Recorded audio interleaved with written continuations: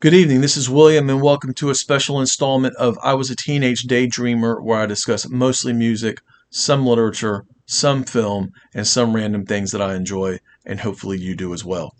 This is a special edition because it is a tribute to Brian Wilson, who passed away earlier today, June 11th, 2025, at the age of 82. And of course, Brian Wilson is known the world over as being a member of, and in fact, the leader of the Beach Boys, especially in their heyday, commercially and creatively in the mid 60s. As far as the Beach Boys themselves, I am a marginal fan. The early hits, Can't Be Denied, Help Me Rhonda, Surfing USA, Surfing Safari, Windy, really great catchy songs. I like Beach Boys Today as an album. I like the Christmas album. And, this was back in the day when other bands out there who were doing amazing things, a little bit of creative, friendly competitiveness drove them to newer heights. And so, as legend has it, when Brian Wilson heard Rubber Soul, he was compelled to make Pet Sounds, which is arguably not only one of the greatest albums of their career, but greatest albums of all time. Brian was not only a masterful songwriter, but was a masterful producer and arranger, and able to do things with vocal harmonies that people are still mimicking today. Nobody could do it quite like the Beach Boys, and even those who try, it's always a bit of a knockoff. Again, as far as Pet Sounds go, I recognize its genius. It doesn't always do it for me.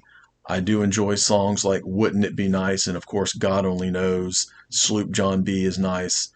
Songs like Caroline No, etc. Some of the vocal harmonies do get a bit much at times.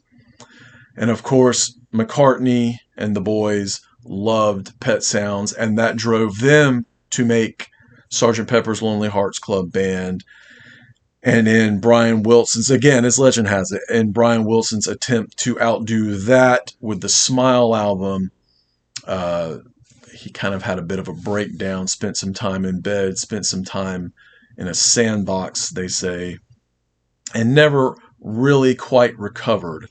And after the Smiley Smile album in the late 60s, Dennis and Carl Wilson, as well as Mike Love and Al Jardine and Bruce Johnston and whomever was in the band at the time, they started taking over the creative reins, more songwriting credits, etc.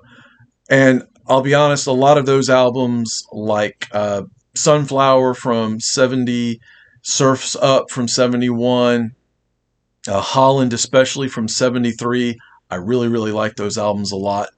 And Brian Wilson is in there, but again, more from the rest of the band. But I still feel like they were always trying to impress him, always trying to meet the same level of quality that he always brought in the 60s, and always just wanted his approval, whether they would admit it or not. So, his legend was huge. If the Holy Trinity of rock and roll is the Beatles and the Rolling Stones and Bob Dylan, I think it's arguable that the Beach Boys would have made a diamond down there at the bottom. Such was their creative genius and their popularity and their influence that absolutely is still prevalent today in music. And Brian Wilson is the reason the Beach Boys were and are what they were.